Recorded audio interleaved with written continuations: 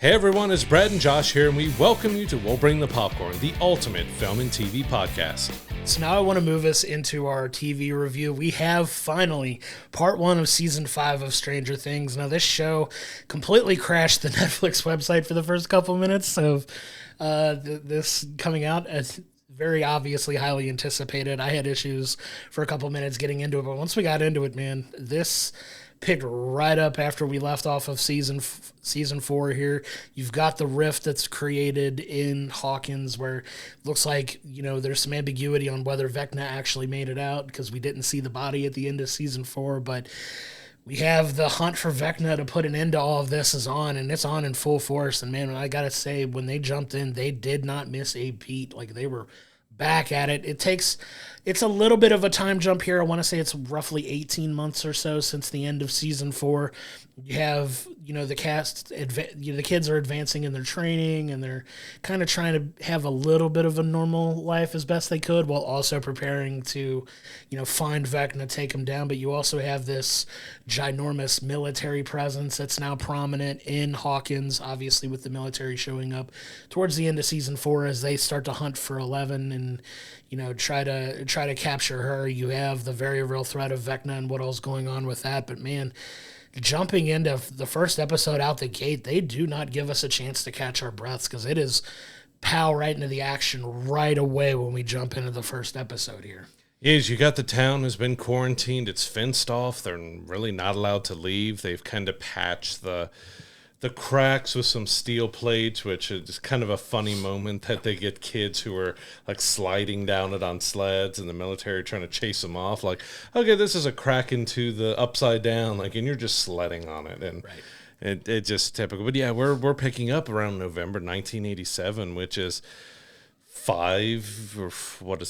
years in story time because it's season 1, the event happened November 6, 1983, which is still very funny to me because that's my exact birthday. So that this, my birth happened to open up the upside down. So I'm Vecna apparently. But yeah, they really hit it going there because we're learning that the gang is kind of doing these secret crawls. The military kind of has a lockdown on not only the town but the upside down. So like if they want to do these crawls into them, which they've done almost 40 of them in these 18 months trying to find Vecna, they have to sneak in. They have to kind of utilize and it's kind of an interesting twist with things is that you not only have the military base and operations in the normal Hawkins, but they have a base and an operations within the Upside Down as well. So you're seeing this kind of different feeling and take on the Upside Down because the military are not as scared, not as, hesitant of going around the Upside Down as they were because you still have the Demogorgons and some creatures around, but they're experimenting on them. You don't know where Vecna is. There's this giant mysterious wall that has appeared in the Upside Down that's kind of blocking off different parts of the town, and you're kind of trying to unravel that mystery and see, but you also have the kids are still trying to go through high school. You've got, Robin and them doing the radio show, which you kind of learn is a secret way of them to pass messages along to the group and everything. But yeah, I think it was really strong overall. There's some things that I can nitpick at with the story that I'm wondering what's going on because you do get a revisit of kind of like from season 1, there's these bullies that picked on Dustin and picked on the group, and they're kind of back in full force. And you kind of think after all this time and everything that's happening in the town that what is the significance of this? And the first 4, it didn't really touch on it. There's Dusty's still being secretive and not wanting to tell everybody what happened. And you think with just everything that they've been through, it wouldn't kind of be that way at this point. Yeah, you would think so, but obviously we're getting into really heavy spoilery type stuff here. So if you haven't watched it, please go check it out. Well, you might be like one of the 5 people on the planet that haven't seen it yet, but it's so take that with a grain of salt, because we have to dive into spoiler stuff to talk about exactly what happens here, because there's so much going on. But one of the things that I really love about this show is it's leaning into Dungeons and Dragons, which is kind of in like it's a central part of the story anyway. Obviously, the character Vecna is based on a D&D character as well, but like just how prominent D&D is, and they're going through what they call crawls, which is literally a dungeon crawl, which is something you do in D&D. It's just so fun to see those parallels play out in a story like this, and how Dungeons and Dragons is so prominently featured throughout this. I love that they never lost that. Yeah, it's been like a central theme, and I think we're far from being done with that, especially when you dig into what people are theorizing could be happening through the last 4 episodes that we're going to get in the next 2 parts, which can be kind of fun to talk about. We probably won't talk too much about that here, and we're not going to really prognosticate what's going to happen going forward. But man, you get so much going on here, and I gotta say, man, some of the highlights for me in this whole season and the way the storyline is playing out is the end of episode 1 into the beginning of episode 2 was absolutely crazy, because you have, these Demogorgons are being sent to find these vulnerable, broken kids, right? So they're gathering. The kids are the heart of the entire story. They have been from the beginning. But you have these Demogorgons going and trying to kidnap these kids. Well, one of the kids that gets kidnapped right away, spoiler obviously in effect, is Holly, which is, Mike's little sister, who eventually is one of the girls that gets done. And that whole sequence of the Demogorgon kidnapping Holly to take her into the Upside Down, to take her to, where she winds up being, is just an insane sequence towards the end of episode 1 and into the beginning of episode 2, where it's just, they go full force with this. It gets dark, it gets violent, it gets graphic right away. Like, they do not hold back on that. And that was just kind of a gut punch into like what happens towards the end. And this is what I mean by not really getting to catch our breath, because you get, obviously what's going on with Dusty and his bullies is being played out here. You've got Max, who's still very much in a coma, and Lucas, who your heart breaks for the kid, just wants her to be okay and come out. And, he's constantly with her at the hospital when he's not not doing his stuff to try to help, find Vecna here. But man, like, there's just so much going on in this. And then you've got the whole relationship with, Nancy and Jonathan and Steve, kind of this love triangle type thing. Where's Nancy going to wind up in this? And I love the direction that they're going with those guys. It's kind of these machismo trying to one up each other in different ways. Like Steve trying to, outshine Jonathan and Nancy's eyes, and the fact that they both fail miserably and awkwardly in different ways. It's just so funny. It's a funny through line that they've been playing with throughout this for me. But yeah, that first episode ending was crazy, jumping into episode 2, because we're watching all 4 of these in succession when it came out, and you're just like, oh my God, where are they going with this? Like, they do not take a breath. Yeah, and you get Karen, the mom, to actually get a good moment, because, I mean, she's been used a bit more than the dad in this series, because, of course, there was stuff with her and eventually cheating on her husband, and the relationship there and what it's going to be. And you got a new actress playing Holly, so she was in Evil Dead Rise, I believe it was. It really got her horror break, and she does really well in here, because most of the mystery and most of the stuff in this season, at least these first 4, revolve around her, because we get word that we get to see that she's talking to somebody, but we don't know who it is. So we're kind of bringing in this mysterious, unknown character that we end up finding out its name is Henry, which we dive into a bit more on exactly who that is. But I also want to touch on a point that I thought was really fun, is that there's a teacher, and it's the main teacher for Holly that she kind of discovers as she's talking to somebody. She shows up later when kids are in a bunker and stuff as well. That is a Duffer Brothers actual teacher from their childhood.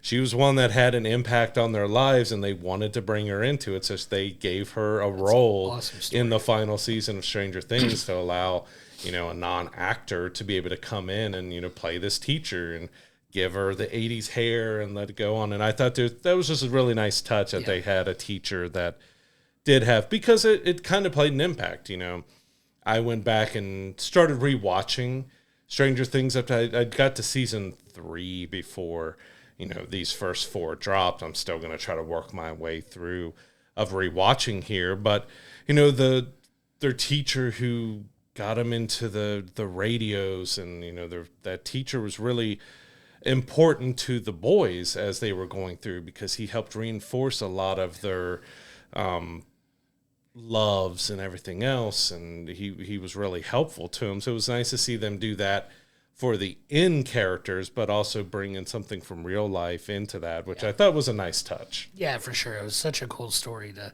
find out that that's who she actually was, and what role she has and everything. But yeah, man, we keep moving along with this story, and you jump into like what all's going on around the town, because you have a very heavy military presence in town, and they dive into a lot of that and who their leader actually is, because you have, the guy who was in charge of leading the group of people who were hunting down 11. Well, he answers to somebody, and it's played wonderfully by Linda Hamilton. So happy to see Linda Hamilton as Dr. K in this, and she's phenomenal in everything she does, but so stoked to see her back in something like this, because, outside, a lot of people remember from the Terminator franchise, obviously, but she's been in several other things too. But to see her in this is kind of like the leader of the military, quote unquote, bad guy side kind of thing. To see her really kind of owning that role was a lot of fun. She's not in it a ton in these first 4 episodes. You kind of see her kind of early on in episode 1, but don't really see her again until later. But it's so cool to see her back in the mix here. But yeah, you get them kind of moving on to, Holly's been captured, and now there's another kid who was kind of a bit of a bully to Holly in a way in this, and it's another character named Derek, who Derek, God love him, you wanted to absolutely hate this obnoxious kid. When you get introduced to him, he's like this bully and he's kind of a jerk, but then you come to find out, like, by the end of the season, everybody loves Derek now. He's delightful Derek now. I'm not going to say his other nickname that they had for him for most of this entire time, but he becomes delightful Derek by the end of him this. Smacking the kids in the barracks and stuff just had me laughing, because he's still a little bit of a jerk. A little bit, but he's actually trying to help with the stuff. But it was it's one that you could hate this kid, but he ends up having a lot of charm to him and stuff, that you hate him, but you like him. But yeah, a lot of this season, especially after episode 1, we really start dealing with the relationship between Hopper and 11. This plays a really big part in it, because Hopper is still very protective. If you know Stranger Things and you've been into it, Hopper had a daughter that he lost, that was lost before season 1, that we get that story on. And 11 has become his adopted daughter, and so he's willing to give up everything. He's willing to do everything, but he still isn't willing to allow her to risk her life for things. Like we get this, another throwback to the 80s, a training montage, kind of like a Rocky montage that we get of 11 running this obstacle course, trying to figure out how to shave some time off, but he is still very hesitant of actually letting her do what they have planned and stuff. And you get a lot of nice heart-to-heart moments between 11 and Hopper of just kind of what he's been through, what she's been through, why he's so protective. And you do finally start seeing him loosen up a little bit, because this is ramping up to the final battle. They're trying to find Vecna so they can make sure he's dead, because they don't believe that everything is over with. And of course, once the Demogorgons start busting through and kidnapping kids, they know Vecna has to be somewhere. Right. But it was kind of really nice that you get to go back to those dynamics a bit, that you get 11 and Hopper, but you also get some more dynamics between Will and Joyce with his mom, because she is still, Will's gone through past 11 the most as a kid, because he had been kidnapped and he was in the Upside Down for so long before he came out, and he's had so many different issues from it all. She's still very protective of him. And it was a funny moment of Robin saying, the flux capacitor is broken. Like, we need to go fix this and everything else. And Joyce, being the typical mom of not knowing pop culture and stuff, it's like, okay, you just go fix that and we'll be all good. And it just there's just so many funny in jokes for those who grew up in the 80s and the 90s and stuff, of just kind of knowing how kids acted and how everything was and all the references. There was a lot of fun to be had along with the darkness that they were really ramping up. Yeah, they do a good job of balancing that when it's needed, I think, because obviously this is leaning more on like more serious type stuff, but there's always been humor kind of mixed in with Stranger Things as well, and I think they do a good job of letting that shine a little bit when it needs to, and not really overstaying its welcome either. Because at the end of the day, this is more of a drama, action, serious kind of story with some lightheartedness mixed in with it too. Like there's always been some humor and funny moments, but the flux capacitor one was really funny because when they see Joyce and they were like, "Oh, we got to worry." Like I was worried about the flux capacitor, and then they were like, "Oh no!" Like you see like you see where they were like, "Oh God, what's happening? Why is there like what's going on with Will?"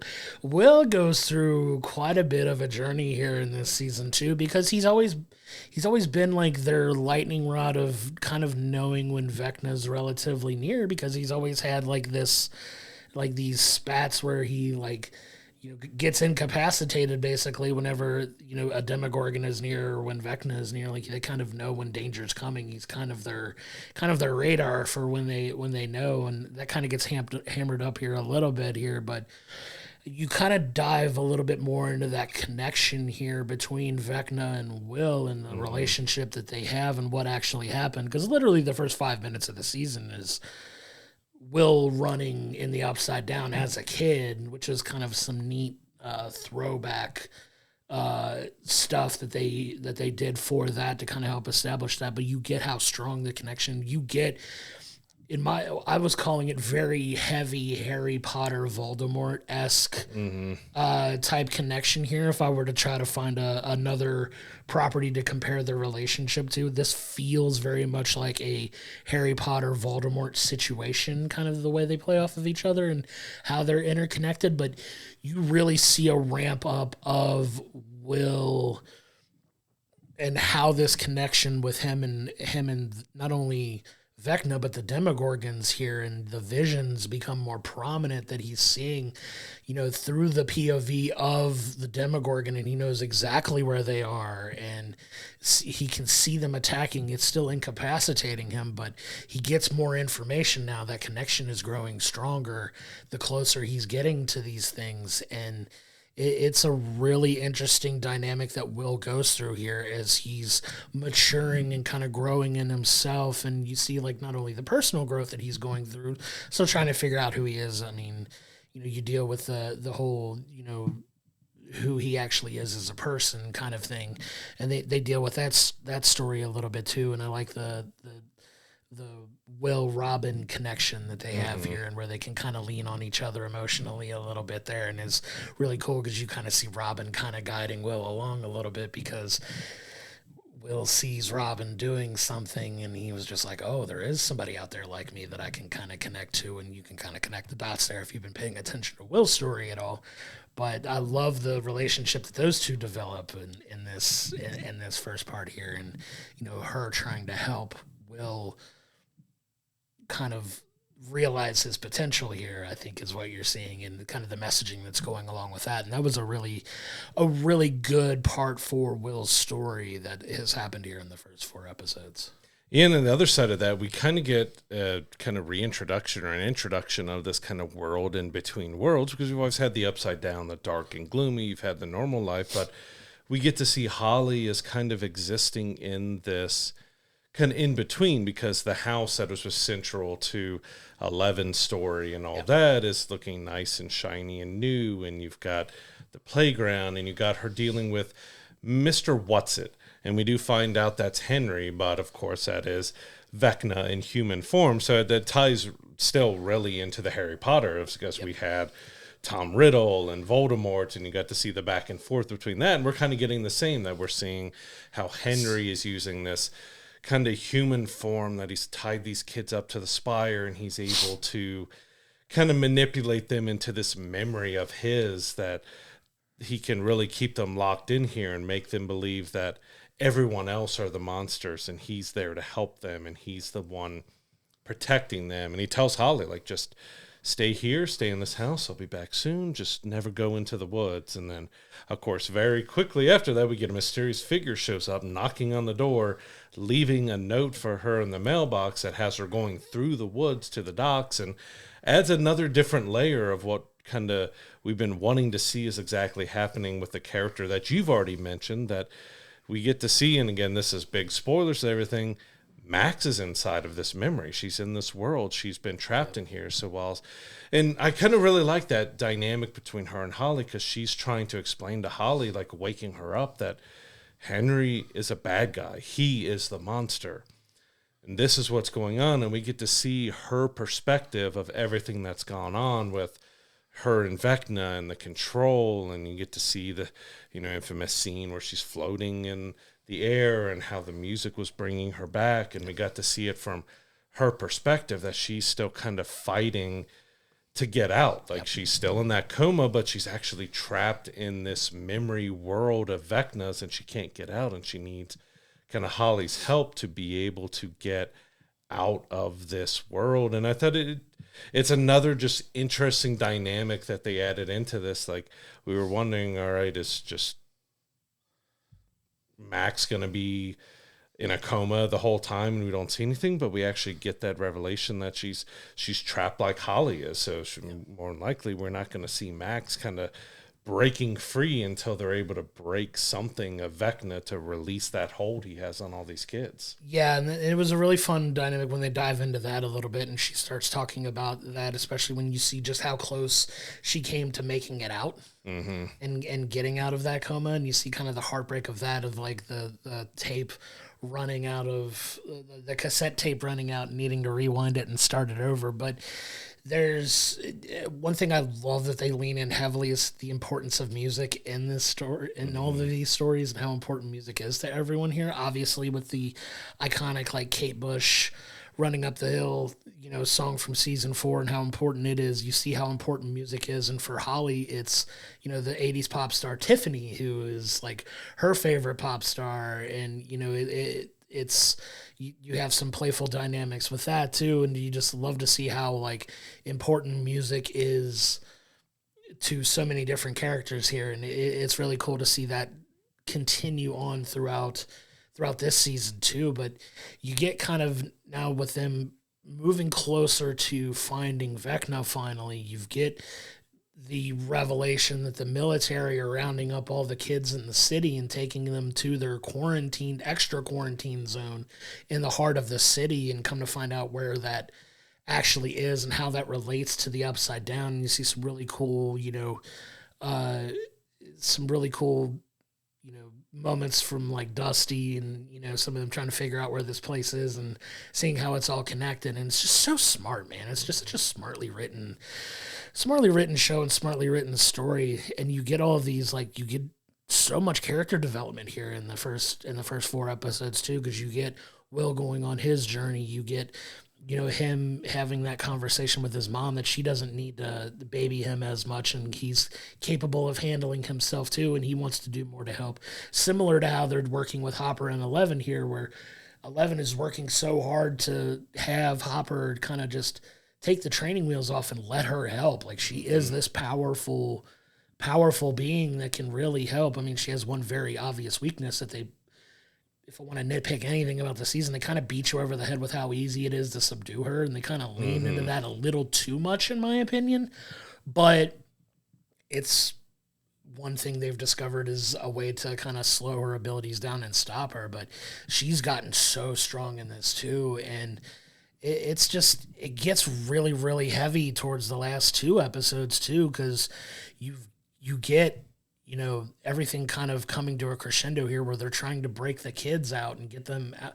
They need to be the ones to protect the kids, not the military, because they don't trust the military either, because military has their own agenda, and what are they working on? You have some of that mystery here to still kind of unravel a little bit more when you get into the second half of it. But man, we got to start talking about the last episode and just how absolutely episode 4 was insane. Episode 4 is, because so much happens in it. Yeah, like before I jump into talking about episode 4, there was a couple moments I wanted to talk about in these early episodes, because you do get Erica coming back, which is Lucas's little sister, and she has always been super sassy and everything else, but she gets a moment because they're trying to figure out, all right, how do we protect Derek? How do we get him away from his family? Because they realize that they're able to see through, Vecna's able to kind of manipulate and look through eyes of people, so they've got to blindfold the family and they got to blindfold Derek. But Erica gets just this wild, insane, that has been her characters. Like, she's been so sassy and over the top. Like, she was so good in it. But there's also like a Home Alone type of reference because they booby trap the home after they get Derek and his family out. They booby trap everything because they set a fake floor and they set things to, fall, trip wires to make stuff hit the Demogorgon. And they just have all these booby traps that was, very much a classic, like just Home Alone type of feel to it. Like, I know there's probably other movies from the 80s that they reference with that, but that was a lot of fun. But yeah, like, we've touched on some aspects of episode 4, but that one went wild. It went crazy. That's where we get a lot of our revelations that Max is inside of this memory world of Vecna's and she's trapped. And, we've got the kids have been rounded up and the gang, which was a little bit of a weaker point as well, is that the gang has these secret tunnels all around town that they're able to go into.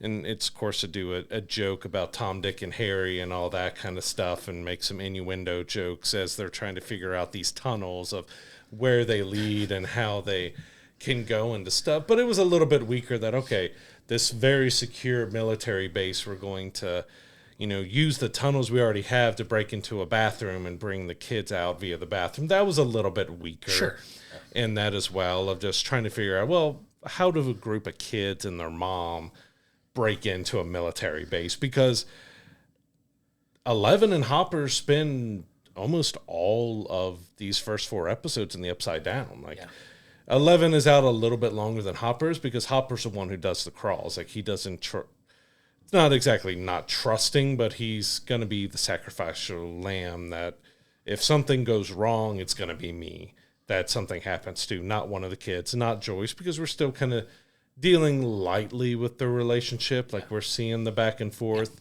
on that. But yeah, once things start going wrong with the rescue of the kids in that military base is when the whole episode just breaks wide open. Yeah, it pops off in a big way because you have them. They got Derek on the inside, and Derek is trying to help round out all the kids to get them out. He's trying to filter out the ones that could be vulnerable because they wind up discovering that he needs 12 kids, right? He needs 12 kids to complete this, to complete the full-on hostile takeover that he wants to get. So they're trying to prevent him from getting 8 because, he already got Will, he got Max, he got Holly. Like, they were all 3 of the ones that he had already gotten. So they're trying to save more of them from being discovered, and they're all rounded up in one central location. If they can get them out and find out the kids that were vulnerable. Part of it's funny, like seeing Derek trying to go through and just trying to talk about Mr. What's-It and see who responds and who doesn't, and kind of things. It was a little funny. I had some fun with that. And then you had mentioned earlier them just kind of sitting around acting like they were going through some breathing exercises with their eyes closed, and he's just tapping them on the head with a ruler to go run into the bathroom to escape. And it really just pops off from there because through absurd circumstances their location gets discovered and the military jumps in to try to stop them. And then you have the very real threat of not just one Demogorgon at this point, but several Demogorgons show up, just and portal after portal opening up. Yeah, and it goes absolutely crazy where they attack it's a very violent showdown between the military and our crew that's still not in the Upside Down, because by that point you not only have Hopper and 11 in the Upside Down, you also have Dusty, Steve, Nancy, and Jonathan all in the Upside Down as well. So they're once again disjointed and broken apart with half of our crew, because you don't really get them together that long before they're broken apart again. Like, you have half our crew in the Upside Down, half of our crew is out in the real world now. And you have this insane showdown with the Demogorgons here, and it seems like at one point that all hope is lost, and then you get this ginormous reveal that Vecna is here and he comes through the portal in the most Darth Vader-esque way I think I've ever seen something direct, because it felt very much like a Rogue One They reveal. absolutely said that was the inspiration They did say for that Vecna. was the reveal, but yeah, it was just done in such a Darth Vader-esque way. Visually, the effects are awesome. I know that suit that he has to put on, because a lot of it is practical and not all of it is CGI. The suit looked like it sucks, and hats off to Jamie Campbell Bower for putting on that suit as often as he has to do to film that, because it looks like it's a pain to put on. He looked incredible as Vecna in this. He looks more menacing and just ready to just mess things up, and you get this unbelievable showdown once you get him coming in, and you see what happens here, and I'll kind of let you take it from there. Oh, just that whole sequence was crazy, because you've got like some of the kids in the tunnels, and you've got Demigorgons popping up and surrounding them. We haven't even talked about Murray, who has some really funny moments because Murray. He's being a smuggler, and he's like, I hid the grenades in the lettuce. Like he's trying to tell these corny jokes of what he's finding and stuff, even yelling at Dusty at one point, like, you think this is, I'm Santa Claus or something bringing you a Christmas list, like, because he's wanting, like, where's my spoiler, where's my turbocharger, where's this, where's that, and like, I get spark plugs, like, you get what you can get. So but he also plays a part in the kids, because they're using his van to smuggle the kids out, but Demigorgons show up and are chasing him and Robin in that vehicle, and then you have the rest of the gang, Mike and Joyce and all them, and Will, who are on the top of just, the Demigorgons are just surrounding all of them, and Mike and the gang are trying to make their way out and around, and you get Vecna showing up, and like Mike's knocked out, and Will is down, and Joyce is standing up to Vecna and the Demigorgons and stuff, and you get her thrown, like, it's that typical kind of 80s action movie and stuff, like, well, if I throw you, it's going to knock you unconscious immediately and stuff, which you just got to laugh that they're going into that trope of just anybody who gets thrown by a very powerful being gets knocked out. But, yeah, you get Will and Vecna face to face again. He, like, floats him up, and he's talking to him and telling him just how weak children are, and that's why they're such great vessels for me to be able to do, and like, you were the weakest because you caved so easily, and you get Vecna just, he's already beat this kid down, but he's just emotionally just trying to destroy Will even more, and to the point where he doesn't even feel like he needs to kill Will or anybody, just drops him and goes to walk away, and you get this slow-mo of the Demigorgons are just going to attack, and then all of a sudden they're floating. Like, all right, did 11 break out and show up? No. Get the reveal that Will has powers. So you get Will looked awesome. I mean, his eyes have gone white, and he's just holding his hands up like 11, controlling the Demigorgons, but not in just one place. Every single place where they're attacking everybody, and then he just kills them all. And it ends with him wiping away the blood coming from his nose that you saw, 11 do so many different times. And now we've got Will and 11 have these powers. The same telekinetic powers and stuff. And that's going to make the rest of these episodes be really interesting, because now you not only have 11, you have Will being able to have those powers, and with Will to be able to control it and have it so quickly from like the very first time realizing but they really set that up so well. Like, you felt the tension of, is the group going to make it out this time, or is someone of the group going to die because there's no one here to protect them? And then you get the perfect music cues and just camera cuts and everything else to really do a really dramatic reveal of Will. Like, that episode 4 is probably one of the best episodes of the entire series. Yeah, it's definitely right up there too. And I kind of want to dive into that just a little bit more to kind of talk about what was so effective about it, because I kind of alluded to it while we've been talking about it, but the whole journey Will has gone on personally, where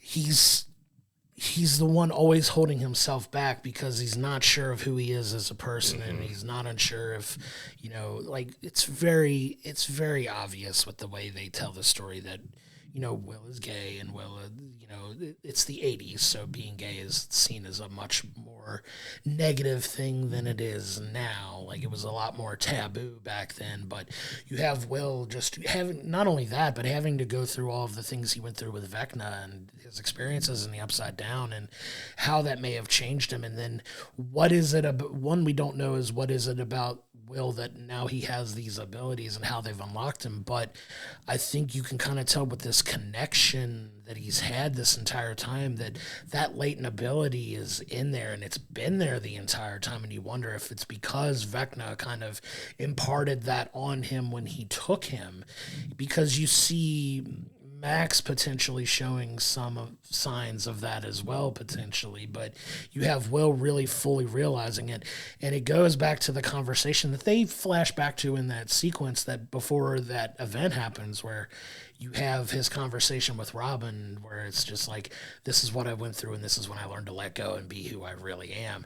And it was all about, in that moment, Will finally letting go, and none of his inhibitions are holding him back now, and he becomes just this powerful version of himself, where now his telekinetic abilities are unlocked, and he just knows what to do because he knows how to control these, because he's been seeing through their eyes how they move, how they operate, what they do, and his ability to just take them over so easily, and the fact that he is so strong mentally because of all the things that he's gone through, and he's stronger than he realizes for making it through the things that he's made it through, and him just letting go and accepting it and embracing who he is. It's a really powerful message, and really well done story-wise. And a lot of the people that are being kind of negative about it, you're just like, oh, great, now he's got 11's abilities as well, too. What's the point of 11 kind of thing? And we don't really have to get into that here, but the fact that he did it and he just turned it on, it was a really, really powerful and really cool moment that just, my jaw hit the floor when it happened. I'm like, oh, God, it's Will, and he's got this,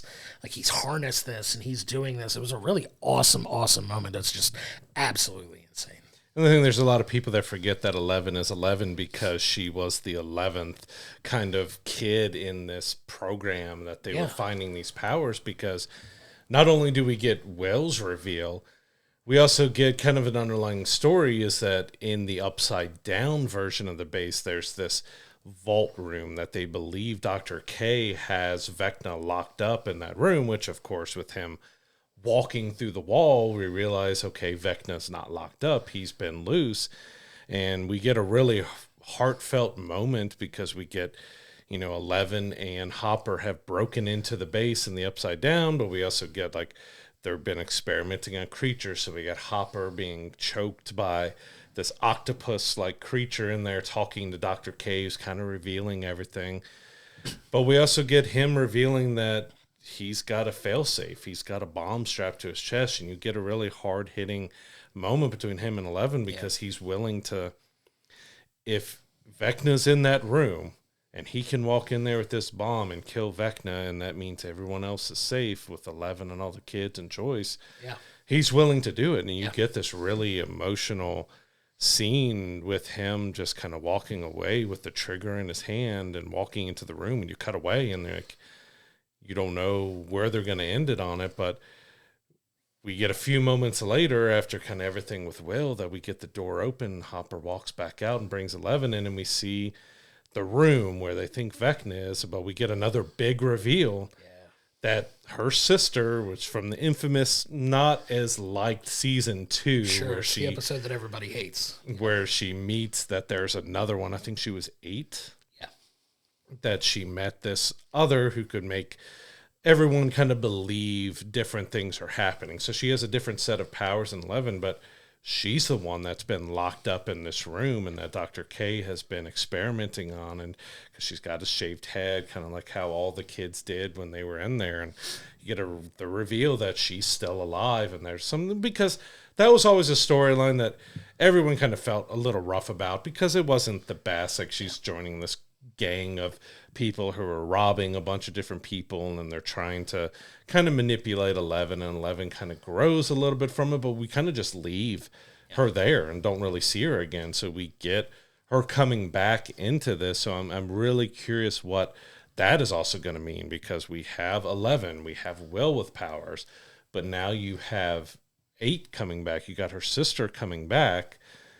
And with her mind powers, is she going to be the key to maybe unlocking Holly and the kids and Max out of that memory world? Is like, exactly how are they going to be able to use all of these different powers to stop Vecna? Because you got to believe that she's going to be joining the group and helping them fight and finish off Vecna. But that was another just kind of big reveal in this already insane episode. You get her being brought back after, again, like the first season was in 2016. Season 2 was 2018 or something like that. It's been 9 years since that series started. So it's been quite a while since we saw her in there because of just how long, it's been 9 years to do 5 seasons of the show. So it's been quite a long time since we saw her. So there's a lot that's going to be unpacked in this next group of episodes, because that's the final drop that we have on Christmas of bulk episodes. New Year's Day is the finale. It's just that one episode. So this next group has a lot to unravel, and we're hearing that it's going to explain what the Upside Down is and how it was created and what it's all about in these next group as well. So we're going to be getting a lot of heavy story information and a lot of build up to what could be a really insane finale. Oh, they're going all out with this. Like the first 4 episodes here are absolutely crazy. I love that they went back and kind of tied up this loose end, because that episode is notoriously panned by most people who watch the show as like, if there's an episode you could skip of the series, it was that, because it's been up to now inconsequential to just about everything else in the story, because it felt like an unnecessary 11 side quest. They're like, was this episode really necessary? Because she really, it was just she found another one like her who was out and about in the world, which didn't really carry a ton of impact, but now you have it coming full circle, and you're like, I wonder if it's going to change the perception of everybody's thoughts on that episode now that it's kind of paying off, and you see the Duffer Brothers doing such a good job of that fan service of tying all the loose ends together, because you're really having everything come full circle now, and, you kind of wonder where they are going forward with these next few episodes, because there's so much that has to be explained and so much that has to happen in these final few episodes. Like you said, this reveal of the Upside Down and what it is. How is this story going to end? Are we getting a happy ending out of this? Are we not? Because this show is notorious for not really ending on a positive. It's just more like a, oh God, what's happening next kind of thing. And I'm curious how many of our main characters we're going to see die in the final battle or leading up to it. Very possible. And I'm wondering if there's they lean so heavily, and I hate doing this, but you lean so heavily into Hopper willing to make the sacrifice, and you kind of wonder if they're going to do like a 180 of it, and if it's going to be 11 that sacrifices herself kind of thing. But I don't want to even begin to jump into the what ifs, because we still have these 4 episodes to go, but there's so much to wrap up here, because obviously you've got everybody needing to come back together for this fight. And where's the fight going to take place? Is it going to take place in the real world? Is it going to take place in the Upside Down? Where is this showdown going to happen? We don't know yet, but it's gonna be huge when this pays off. Like you said, we gotta wait until Christmas for that one, and then it's New Year's Eve for the final episode, which I love that the next day on New Year's Day they're putting it out into theaters for like a one-day showing, which is awesome. And I don't know if I'm going to go out to the theaters to see it or not, but like it's cool how they're rolling it out. But part of me wishes they just dropped the whole thing. We could have talked about all 8, because I was ready to roll by the time we got through those 4 episodes. I'm like, God, why do we got to wait for a month to get these next?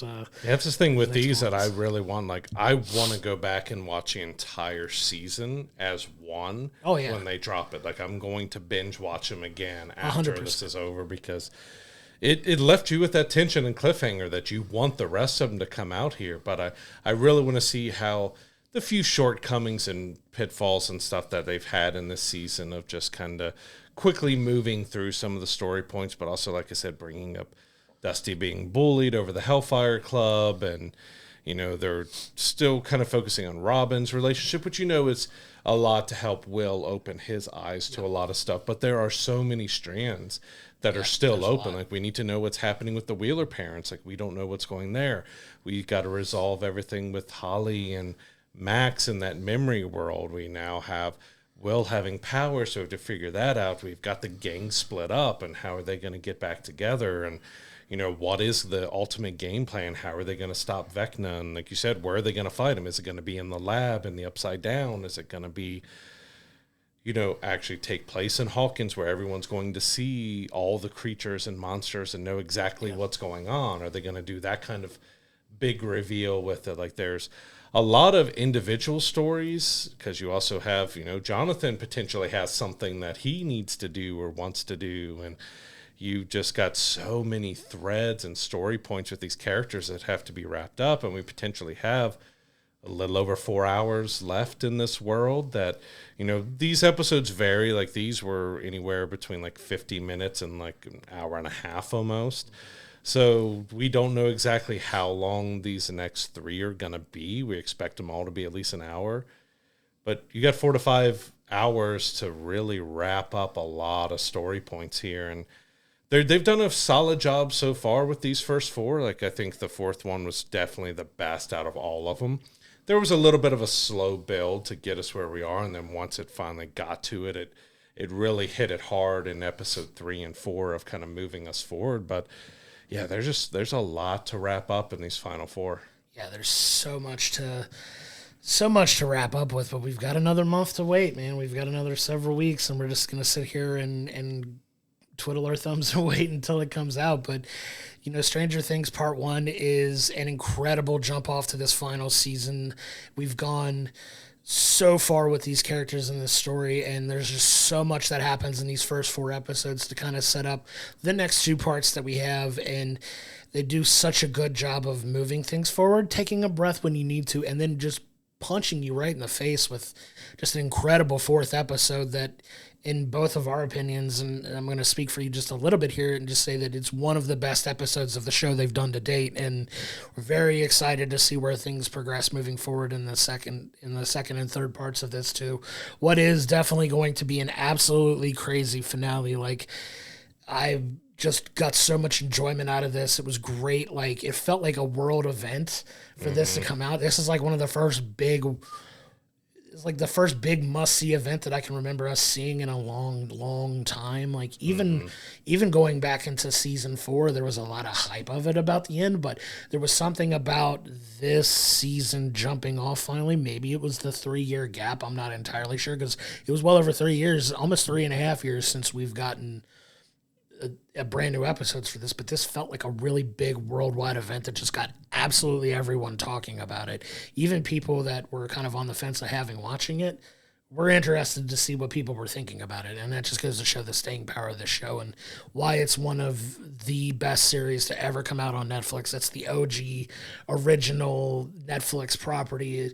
And it's finally coming to an end, but we've got one heck of a kickoff for this final season. I'm very excited for what's to come. Yeah, season 5, part 1 was really solid overall. Like, it has its faults and its flaws with what it's trying to do, and it's adding some stuff in that I just don't know how it's going to have a resolution with what they need to get through and stuff. But episode 4 alone makes all of it worthwhile of what you watch, because it was just so action-packed, but it just unraveled so much stuff. It really kicked this forward into something that we still really don't know what to expect from. And like, we don't know what we are going to be getting going forward. Even if you know Dungeons and Dragons and you're like knowledgeable of lore and different storylines and story points that they've done through that, like, there's still so much mystery that you don't really know what's going to happen. We don't know.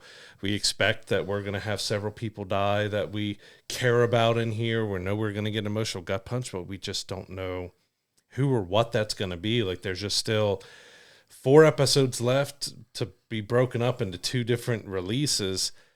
There's so much to do, but I'm really looking forward to, like, once I watch that 4th one, I was like, I need more after. You cannot leave me with that 4th episode really and not give me any more, because it was just so good. Like, yeah, that was absolutely one of the best, if not the best episode of the series, because it had emotion. It had like perfect music, even though, as I nitpicked and had some issues about the problems with the tunnels and breaking into kids breaking into a military base to take, other kids out, and just the corniness of busting water pipes and cutting a hole in the bathroom floor, and just Lucas popping up like, hey, like, it's just a guy in the bathroom staring at you, like, "Hey, why don't you come down this hall? I got some candy down." It just kind of felt like it very much almost did. like Pennywise luring Georgie down the hole, like or into the sewers. Like it just came, "Hey, why don't you come down this hole, Mister What's It's down here?" Like, hey, Right. It's so silly and absurd, but yeah, man, they did a good job of getting us on the hook. We're chomping at the bit and ready for it. So fair play to them, and I'm just so excited to see what they do because all this time now, like you thought it was going to be 11 that stops Vecna for good, and maybe it's Will now. Maybe it's Will that's the key to finishing all of this off. We don't know. We just when don't their know. powers combine, they become Captain Planet. Or form the Megazord. I don't know where we're going. There's so many other references in it. If we're doing 80s references, it might as well be the Megazord, right? Like we might as well just form whatever we need to do, or Wonder Twin powers activate or something. I mean, it definitely feels like a Wonder Twin thing because you wonder, are they going to be able to combine their powers in some way to like force them? And then the other sister comes in and maybe she has enough power to go in Vecna's mind to release Max and Holly and get the kids like out of like there's so many different directions, especially when they are heavy with the references with the 80s and pop culture and stuff. Like what else are we going to see, and what else from the 80s is going to play an importance in here? And I still just want to touch on just how much I love that this was a new kind of vehicle for Winona Ryder to come back into. Like she's was such a big star in the 80s and 90s and even early 2000s with stuff, and to have her be the mom and come back in such a big way in Stranger Things, like it was just great to see her in that role and have that corny mom stuff happening with her and stuff. Like it was just great to see her in this role because she's really played it really well. Like as going back and rewatching the series of the emotion and everything that she was going through in that first season of trying to find Will, and just the continuing, because there, as I touch on a little bit, there was such a great heart to heart for Will that was also past his conversations with Robin was a big part of his change and ability to unleash these powers, is because him and his mom finally had that heart to heart. Like, hey, I'm not a kid anymore.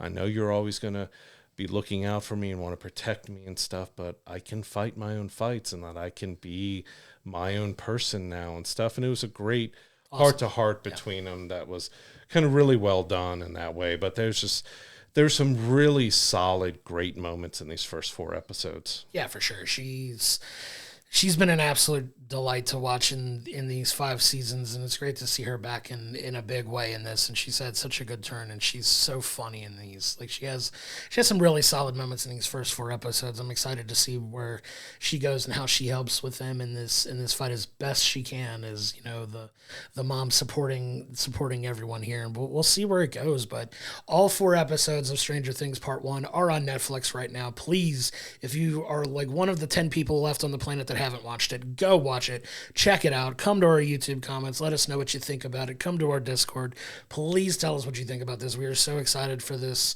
show that it's a month away from ending now. Like we're about a month away from the final episodes here. Like when this episodes drop, we'll be in December. It'll be December, and at the end of this month Stranger Things will be over, and I'm just so excited to see where they're going to wrap this up and how this story ends, because what a journey, man. Especially these first 4 episodes of this season, incredible, and it almost wondered how they would carry over the momentum from such an epic 4th season into this one, and they absolutely ate on this. Like they went crazy in these 4 episodes, off to one hell of a start, and I'm excited for the end.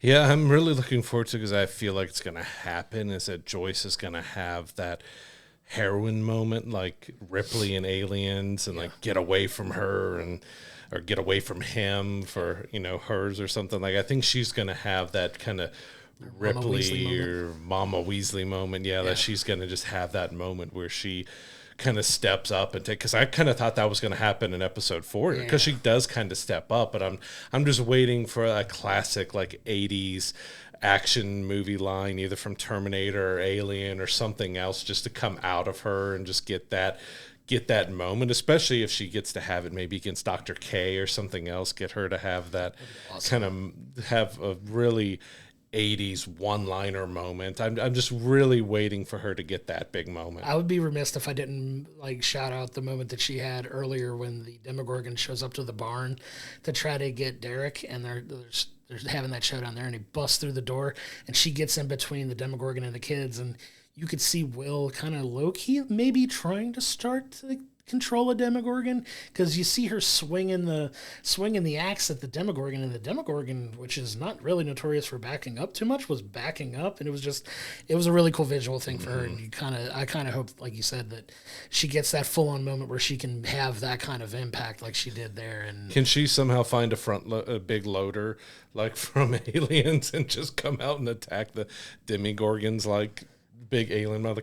I'm expecting some sort of moment like that to come out of. Like she's got to get that big kind of fighting moment or something that she does. But I don't even know if Joyce might be safe in this. It really feels kind of how we felt during the good parts of Game of Thrones, that you really don't know who might be safe, because someone's going to have to sacrifice himself. Someone is going to. For Vecna to be defeated, someone is going to probably lose their lives, whether it's Will or Eleven or Hopper or Joyce, like someone out of that main group. Because, we did, which we didn't even talk about, like Mike and Eleven had this big heart-to-heart moment, which is basically every finale type of moment. Like, hey, like once Vecna's gone, like nothing is keeping us here in Hawkins. We can just go somewhere else. Yeah. But that also is foreshadowing, like... I don't know if that's going to happen. So one of you two might not be making it, but that's what's just like, it's also get you like, all right, I need to see what happens here and see what happens to this gang of kids, because as you said, it's been a huge part of their lives. Yeah. It's been a huge part of pop culture, but I mean, it's been 9 years for these 5 seasons. It's been a long journey for the actors, but also for the audience who have stuck around. Like, it can be very difficult to keep an audience engaged and into a story when it's taking this long. Game of Thrones, House of the Dragon is kind of having that same thing where it's taking multiple years, 2 to 3 years in between every season.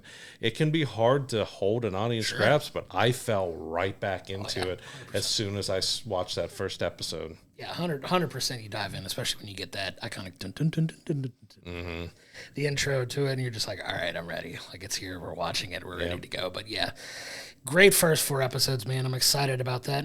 To find all of the episodes of We'll Bring the Popcorn, go to our YouTube page, hit the like and subscription button so you're getting our episodes when they drop each and every Monday. If you're listening to us in the audio room on any of the podcasting platforms that we're on, please don't forget to give us a 5-star review. It really helps elevate the profile of the show. And don't forget to go to willbringthepopcorn.com, where it has all of our archive videos, all of our social media information, as well as our merch store, so you continue to support the show in that way. We cannot thank you enough for your continued support.